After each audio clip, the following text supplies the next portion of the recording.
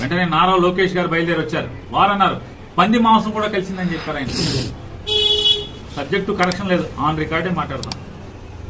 పంది పువ్వు కూడా పంది మాంసం కూడా కలిసిందని చెప్పాడు. పంది మాంసం కూడా కలిసిందని చెప్పాడు. వీళ్ళ పాపాలు చూడండి.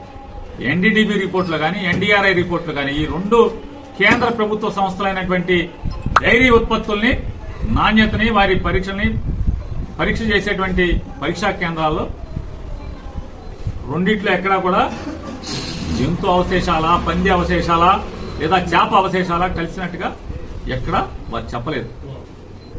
చెప్పకపోతే ఇప్పుడు దాంట్లో ఇంకో సిట్ లో కూడా ప్రిలిమినరీ సిట్ లో కూడా ఒక రిపోర్ట్ వేశారు. ఏమని? జగన్మోహన్ రెడ్డి గారు ఓడిపోయిన తర్వాత చంద్రబాబు నాయుడు గారు ఎక్కే ముందు లోకేష్ గారు చెప్పినటువంటి ట్వీట్ లో మేము మా ప్రభుత్వం 4 లారీలని, కల్తీ లారీలని, నెయ్యి లారీలు వెనక్కి పంపించామని ట్వీట్ కూడా చేశారు.